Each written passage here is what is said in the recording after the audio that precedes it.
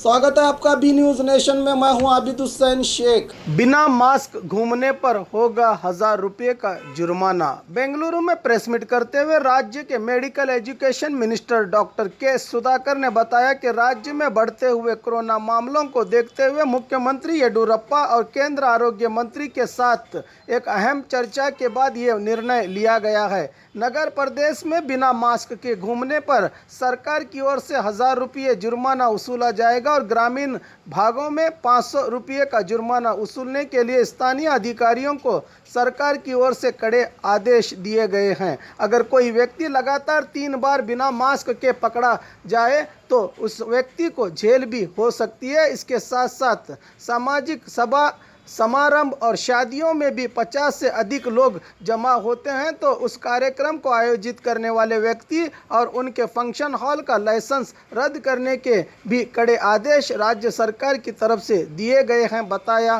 के सुधाकर मंत्री ने।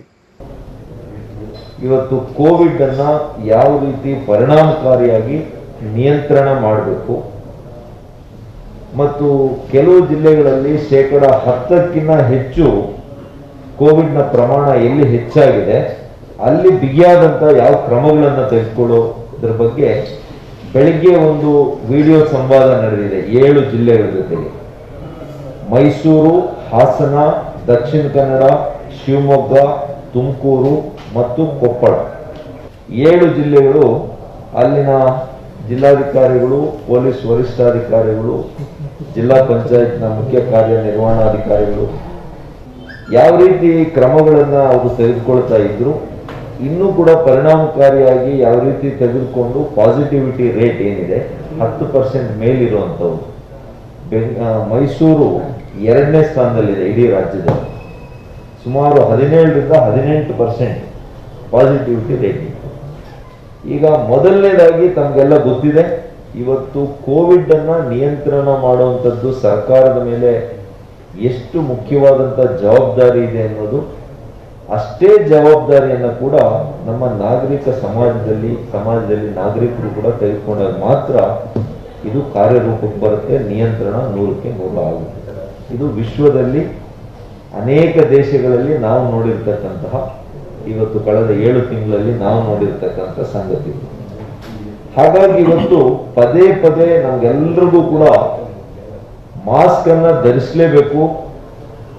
ಇವಾಗಿರ್ತಕ್ಕಂಥ ವ್ಯಾಕ್ಸಿನ್ ನಮಗೆ ಮಾಸ್ಕ್ ಒಂದೇ ಅನ್ನೋದು ಗೊತ್ತಿದ್ರೂ ಕೂಡ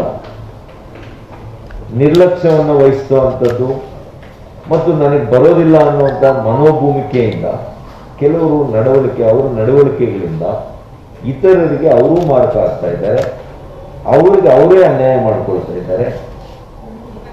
ಹಾಗಾಗಿ ಇವತ್ತು ನಮಗೆ ಕೊನೆಯದಾಗಿ ಅನೇಕ ಸರಿ ನಾವು ಅದನ್ನ ಸಲಹೆಗಳನ್ನು ಕೊಟ್ಟಿದ್ದೀವಿ, ಮಾರ್ಗಸೂಚಿಗಳನ್ನು ಕೊಟ್ಟಿದ್ದೀವಿ, ವಿಡಿಯೋ ಮತ್ತು ಅನೇಕ ಟಿವಿ ಮಾಧ್ಯಮಗಳಲ್ಲಿ ಜಾಹೀರಾತುಗಳ ಮೂಲಕ ಕೂಡ ಮಾಡಿದ್ದೀವಿ.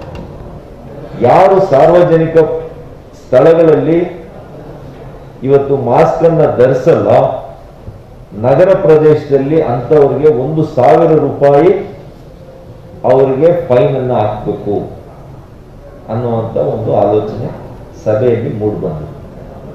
ಅದೇ ರೀತಿ ಗ್ರಾಮೀಣ ಪ್ರದೇಶದಲ್ಲಿ 500 ರೂಪಾಯಿ.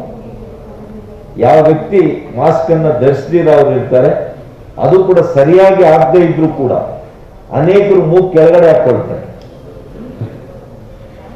ಬಾಯಿ ಕೆಳಗಡೆ ಹಾಕೊಳ್ತಾರೆ, ಗಡ್ಡಕ್ಕೆ ಹಾಕೊಳ್ತಾರೆ. ಇದು ಕೂಡ ಅದರಿಂದ ಆಗದೆ ಇರೋದು ತಪ್ಪಾಗಿ ಹಾಕೊಳ್ಳೋದು ಎರಡೂ ಒಂದೇ. ಹಾಗಾಗಿ ಅಂತವ್ರ ಮೇಲೂ ಕೂಡ ಇವತ್ತು ಈ ಒಂದು 1000 ರೂಪಾಯಿ ಫೈನು ಮತ್ತು 500 ರೂಪಾಯಿ ಫೈನು ಗ್ರಾಮೀಣ ಪ್ರದೇಶದಲ್ಲಿ, 1000 ರೂಪಾಯಿ ಫೈನು ನಗರ ಪ್ರದೇಶದಲ್ಲಿ ಮಾಡಬೇಕು ಅನ್ನುವಂಥ ಒಂದು ತೀರ್ಮಾನ ಸಭೆಯಲ್ಲಾಗಿದೆ. ಅಂತಿಮವಾಗಿ ಮಾನ್ಯ ಮುಖ್ಯಮಂತ್ರಿಗಳ ಜೊತೆ ಚರ್ಚೆ ಮಾಡಿ ನಾಳೆ ಅದನ್ನು ಪ್ರಕಟಿಸ್ತೀವಿ. ಇವತ್ತು ಈ ವಯಲೇಷನ್ಸ್ ಎಲ್ಲಾಗುತ್ತೆ, ಅಂಗಡಿಗಳ ಮುಂದೆ ಆಗ್ಬೋದು, ಮಾರ್ಕೆಟ್ಗಳಲ್ಲಾಗ್ಬೋದು, ಮಾಲ್ಸ್ ಅಲ್ಲಾಗ್ಬೋದು, ಇದು ಕೇವಲ ಜನರ ಮೇಲೆ ಮಾತ್ರ ಕ್ರಮ ತೆಗೆದುಕೊಳ್ಳಲ್ಲ, ಅಂತ ವ್ಯವಸ್ಥೆಗಳ ಮಾಲೀಕರ ಮೇಲೆ ಕೂಡ ಕ್ರಮ ತಗೊಳ್ಳುವಂಥದ್ದನ್ನ ಇವತ್ತು ಪ್ರಪೋಸ್ ಆಗಿದೆ, ಸಲಹೆಗಳನ್ನು ಕೊಟ್ಟಿದೆ. ಅದೇ ರೀತಿ ಇವತ್ತು ಸಭೆಗಳು, ಇವತ್ತು ರಾಜಕೀಯ ಸಭೆಗಳಿರ್ಬೋದು, ಧಾರ್ಮಿಕ ಸಭೆಗಳಿರ್ಬೋದು ಅಥವಾ ಧಾರ್ಮಿಕ ಸ್ಥಳಗಳಲ್ಲಿ ಜನರು ಸೇರುವಂಥದ್ದು ಇರ್ಬೋದು, ಯಾವುದೇ ವಿಧವಾದಂತಹ ಜನರು ಸೇರುವಂತಹ ಸಮಾರಂಭಗಳು, ಮದುವೆಗಳಿರ್ಬೋದು, ಮುಂಜಿ ಇರ್ಬೋದು, ಹೀಗೆ ಅನೇಕ ಕಾರ್ಯಕ್ರಮಗಳಲ್ಲಿ 50 ಜನ ಗರಿಷ್ಠವಾಗಿ ಸೇರಬೇಕು ಅಂತ. ಯಾವುದೇ ಕಾರಣಕ್ಕೂ 50 ಜನರ ಮೇಲೆ ಸೇರಬಾರ್ದು. ಸೇರಿದ್ರೆ ಅಂತ ಸ್ಥಳ ಕೊಟ್ಟಂತ ಮಾಲೀಕರ ಮೇಲೂ ಕೂಡ ಆ ವ್ಯವಸ್ಥೆ ಮೇಲೆ ಕೂಡ ಕ್ರಮ ಆಗುತ್ತೆ. ಅದು ದೊಡ್ಡ ಮಟ್ಟದ ದಂಡ ಇರುತ್ತೆ. ಅದರ ಜೊತೆಗೆ ಅವರ ಲೈಸೆನ್ಸ್ ಕೂಡ ರದ್ದು ಮಾಡುವಂಥದ್ದು, ಅವರಿಗೆ ನೋಟಿಸ್ ಕೊಡುವಂತ ಕೆಲಸಗಳು ಕೂಡ ಆಗ್ತದೆ. और खबरों के लिए देखते रहिए बी न्यूज़ नेशन।